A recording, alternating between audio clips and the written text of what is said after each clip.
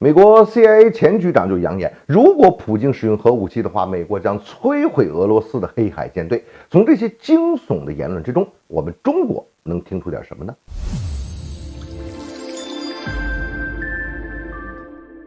欢迎来到张斌观察，我是张斌。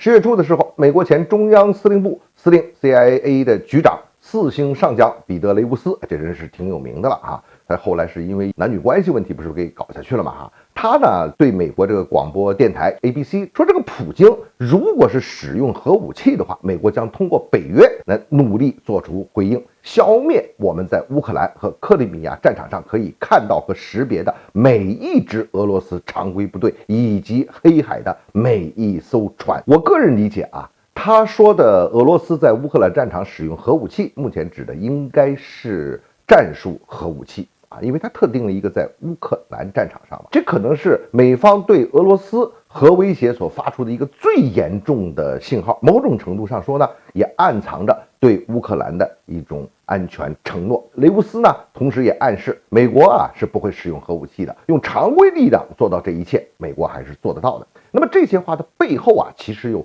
多层的含义，我们不妨来看一看。这第一呢，彼得·雷乌斯呢，他已经不是美国现任的要员嘛，我一上来就强调他是这个前任的嘛算是一个过气的人物了。那么这种话呢，可能是他个人的看法，当然也不排除他是在为美国政府或者是为美国的某一个权力系统或者说某一个阶层再放一放这口风出来。彼得·雷乌斯，你说他虽然过气了吧，但是他和美国军政圈还有着广泛和密切的联系，包括和沙利文都有着多种交流的渠道。彼得·雷乌斯呢也承认这些话事先并没有和沙利文进行沟通过，但是通过这番话很大程度上就反映出美国军政圈内高层一些动向和一些苗头和他们的一些想法，至少有很多人会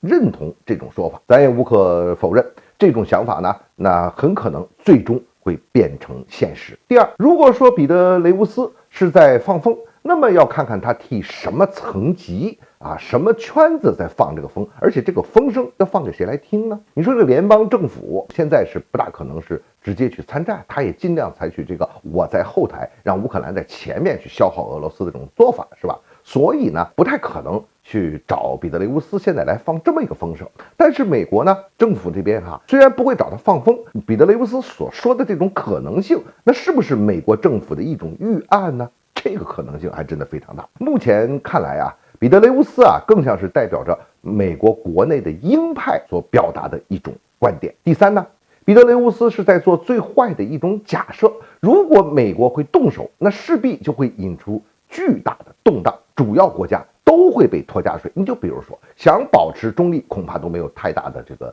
空间来回旋了。从这个角度来说呢，彼得·雷乌斯的言论那不仅仅是一个军事层面的一种威胁，更是政治层面的一种威胁。现在看来彼得·雷乌斯这些话还只是他个人或者说他所在的某一个圈子的一种看法、一种想法，但是却能反映出一个美国霸权的残酷性。美国的核心利益就是现在这个霸权体系他们认为中国的发展那直接就冲击了美国的霸权体系，因此未来呢最重要的战略安排那不就遏制和对抗我们中国吗？所以在这个过程中，美国会无所不用其极，我们一定要认识到霸权的残酷性。